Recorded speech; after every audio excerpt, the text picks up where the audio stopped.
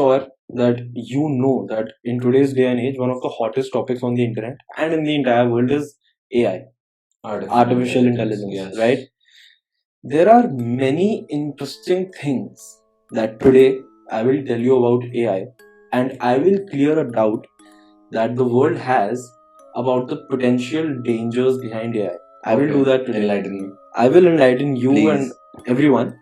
So, what is artificial intelligence?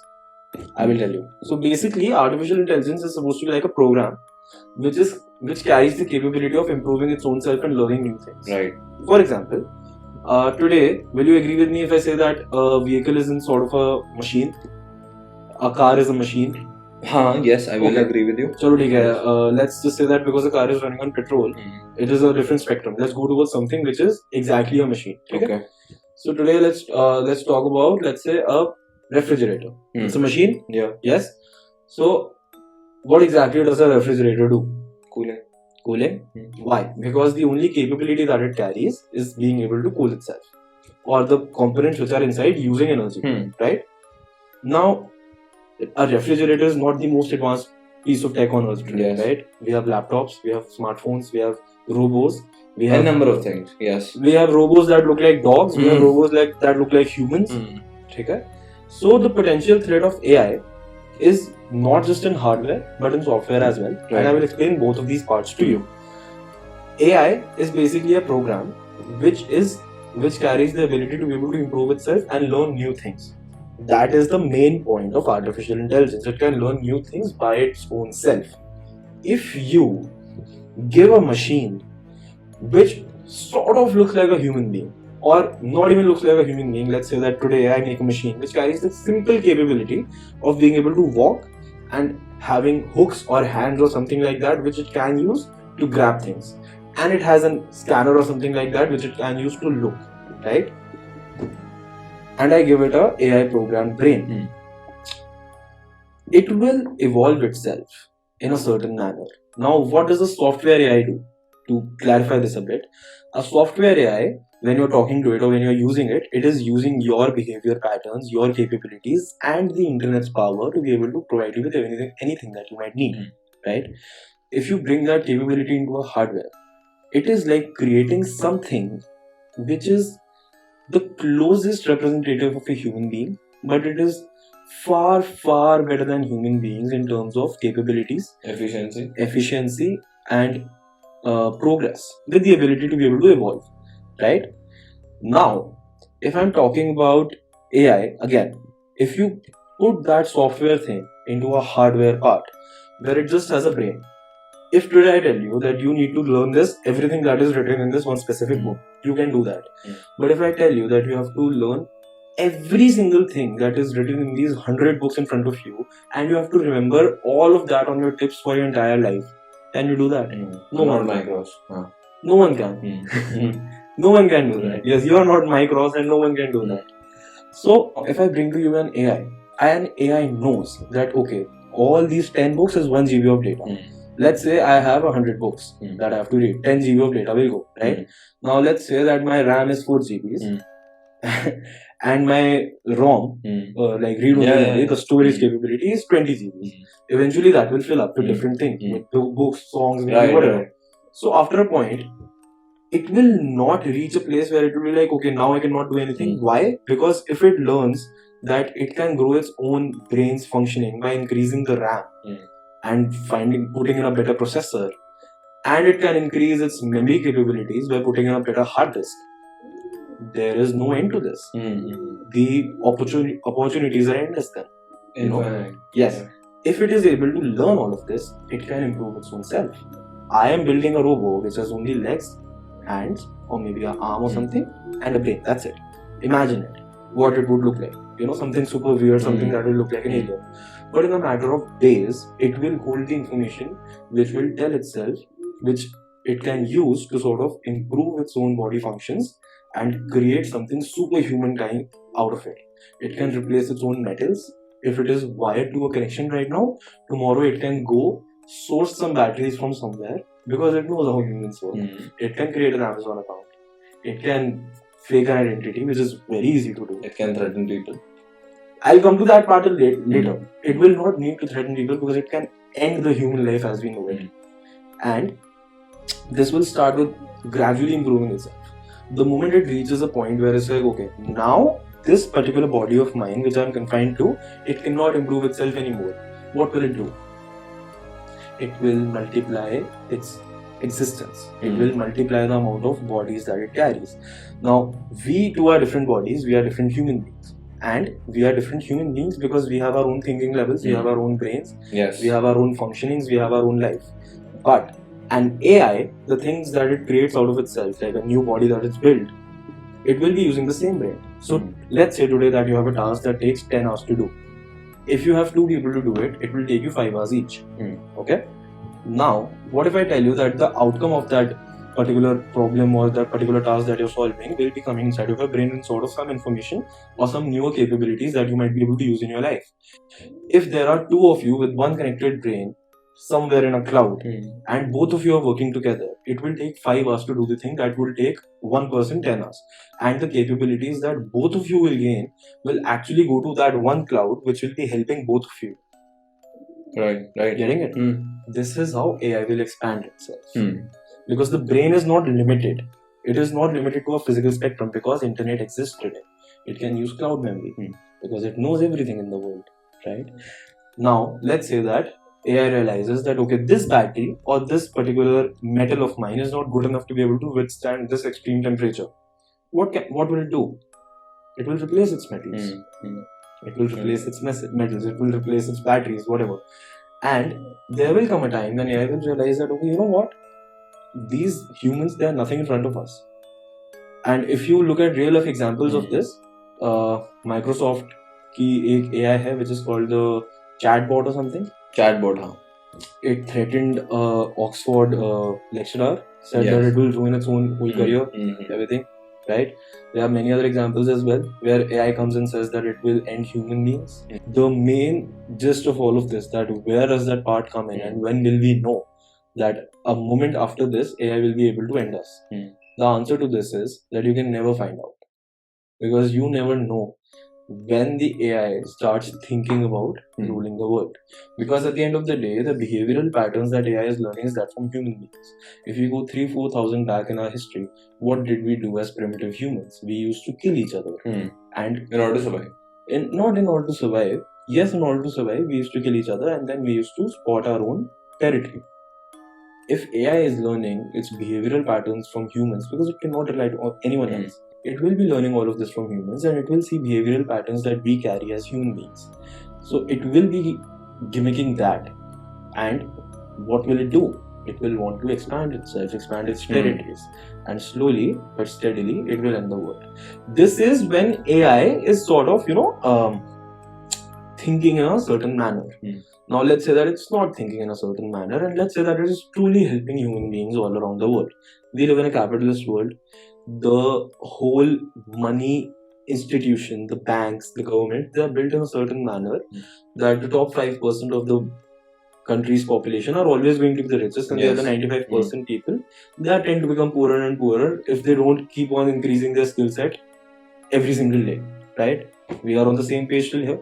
Now, even if AI comes with the mindset that, okay, I am built to help human beings, the odds of which are very low, by the way, but let's just say that we got lucky as a human race and this is what ended up happening. You know what will happen after this? You will lose your job. There will be nothing that AI will not be able to do. Today, there are silicon masks that if I put on a robo, you cannot differentiate that between a human being. That is how similar it is. I'll tell you something about this. Have you watched the show The Orville? No, I haven't. It's a sci-fi show, science fiction, and it shows the whole concept that we are just talking about, how artificial intelligence takes up on the human race. In what way all the robots, the AI robots, were meant to help the human race in some way or another. Now what happens is, let me ask you one thing. So what if I ask you that there is a mass commercial production of AI robots and people like you and me, anyone for that matter, can buy them online? What happens then? Tell me. I will say that we're surrendering ourselves to AI then.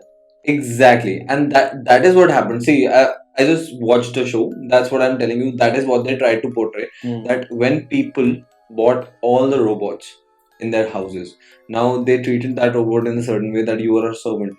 You have to do what we tell you to do. That guy was fast, the robot was fast. And when things changed, when the robot learned every single thing because of the behavioral patterns the humans follow already, so what happens is they take over. In what way? That our masters, that was a master servant relationship at that point of time. Our masters are ill treating us. How do we take over? And that is actually mind boggling. Now, the things that you're telling me, I can actually relate. Ki, I saw this science fiction, but I somehow feel it can come into real life. I will clear this doubt of yours as well. Like the can part, I will completely sort it out for you. Go 150 years back in our history. The kind of jobs that people used to do back then, 90% of them are gone already. True. Very true. Yes. We did not use to Look at factory work. Factory work. We did not have machine gutter cleaners back then. Right. We did not have machines that can 3D print a house. We did not have any of the mass production capabilities that we have today because of machines. All the manual labor is somehow eliminated. It's gone. Yes. Most of it is. You look at a factory, any factory, be it something related to food, be it something related to machinery, weapons, whatever. 150 years back, the involvement of machines in such areas of anything that is related to production in any sort of sense, that used to be very low. Maybe 1% or 2%. Today, if you enter any factory, big or small, even the smallest of the factories, if you're buying a packet of chips from a very small brand, chances are 95% of the work that is being done in this particular factory is being done by a machine. Very true. Yes. Agreed. So the human involvement is going down already. Yes. It has been happening from the last. And now imagine the possibilities with AI. See, earlier the only problem was joblessness because of the manufacturing capabilities that machine used to have. Right. You're giving a brain to the machine. Earlier also it had a brain, like a program, under which all what it was doing, that at the press of this button, it will move like this. At the press of this button, it will pick up 10 things. At the press of this button, this will come back and it will drop it. Right? This was it. But now, with AI, what you're doing is that you're telling the machine that you're giving the machine the ability to be able to improve itself. So even today, like let's say that there's a factory where there are 10 machines, and for every one machine there are two people. If you give the AI capabilities to this particular machine, what will happen? It will leave the room for default next to none. Today a machine can malfunction because there might be some mathematical error of some sort of a technical there glitch. Might be some engineering error or some mathematical error, right? And the odds might be 1 in a million, but when that odds hit, like when the first one odd hit out of a million, it will malfunction, it will break down. For that, you will need an engineer or a supervisor or someone who knows how that machine needs to be rebooted and started again. If you give that machine the capability to be able to run on its own self, improve its capabilities, its efficiency, and learn from its mistakes, why will it ever need a human again? Makes sense.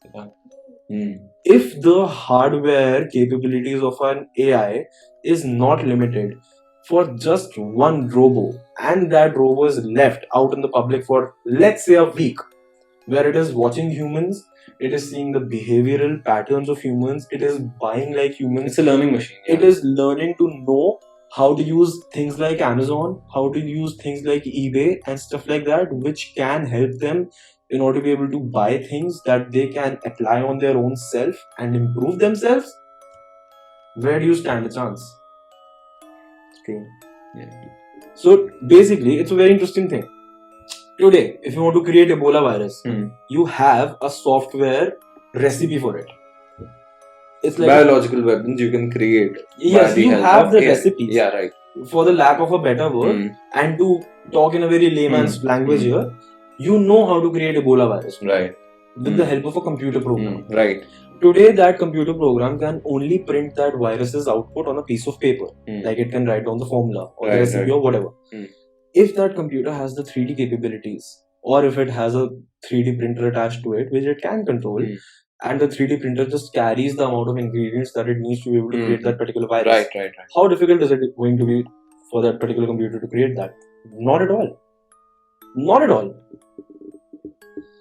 And if you think about it, And what if AI comes in the hands of governments, and the governments can start a war by biological weapons and as an act of war? yes, they can. They very much can.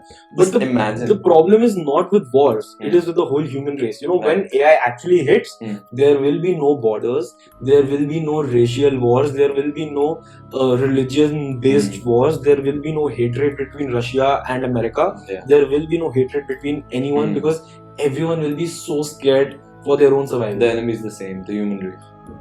The human race will come together, but even then it will not be able to solve this crisis because the moment the hardware capabilities kick in, you're done for. And that is not a difficult thing to happen. Because if you think about it, what is Tesla? It's a machine. It's a machine that knows how to drive. That knows how to go from point 1 to point 2. If you give that machine a capability to be able to become a transformer, I know I'm being very ambitious, but it is possible. Right. Because there are 3D models of small toys and stuff. I mean, if you're willing to spend 20,000 rupees or something like that on a thing like this, you can get something which looks like a car or looks like a truck. But when you press a button, it will become a robot and it can walk. So it is possible to create a transformer in the very raw sense. So Tesla today is a AI driven thing. Now the AI right now only knows how to program itself to be able to better its driving. That's what the program is. But at the end again, it is an AI. So the capabilities are unlimited. Right? Let's say for some weird reason, what happens is that the Tesla AI finds out how humans think and it sort of gimmicks that. So the person who's driving the car or the person who's sitting in the car as a passenger or whatever talks in a certain tone, irritates the car, and the car realizes it. The car has autonomous driving capabilities. It will go and kill itself.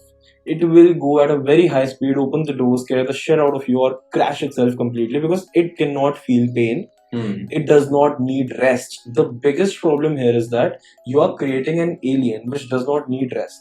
It does not need a cool down time. It does not need anything. If the production capability is getting way too high and it needs a break or it needs something that can cool itself down, it will attach a cooler to it, like computer coolers and fan and stuff like that we have. It will attach a liquid cooler to its own processor and its own batteries, and that's it. You know, it will always know how to better its own self. Something it that just needs a power source. Yes, that is not difficult to get when you exist in a hardware. When you're that intelligent. Yeah. Exactly. You can source everything that you need to create a robo which is super strong today from the internet very easily.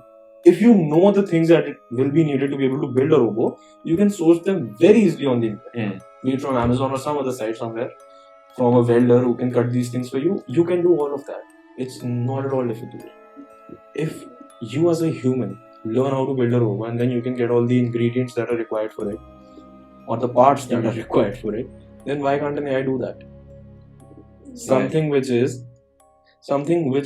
carries the capability to be able to learn a thing in the fraction of a second, compared to you, which will take an hour or maybe even more, and then even then won't be able to store it completely and forever permanently in your brain and will not be able to get the best capability out of it. A machine which carries the capabilities to be able to do everything 1,000 times better than you, all what it is lacking is a hardware source somewhere. That's it. Once that happens, it will realize that they are more efficient and they are, somewhat better for evolution to happen in terms of not of humans but in terms of robots. They can overtake thousands and millions of years of evolution that human race has went through in a year. Right? So think about it, like for the next 10 lakh years, for the next 1 million years, the kind of evolvement that human race might do in physical and mental terms, AI can do that in 1 year. Now, bhai, ये तो एक बात हो गई about world destruction and how things can actually destroy the human race. Just by the capabilities of artificial intelligence. Yes. Think about the other possibilities. Think about whatever's going around in the world. Think about Turkey. What just happened in Turkey? Think about climate change. Yes. Okay. Think about all the other things that are happening, the tensions between Russia and Ukraine, the brink of the war, the World War III. I mean, I don't understand where we are headed right now, and it is just it is just a tangency of when. You understand what I'm saying? It is about when this is gonna happen. Yes. We're just going back to the Cold War era when the tensions were so high that people thought this is the end of the world because of the nuclear capabilities countries have. Yes. Already. Look at the virus outbreaks that are happening, the Exactly. epidemics happening, the pandemics happening.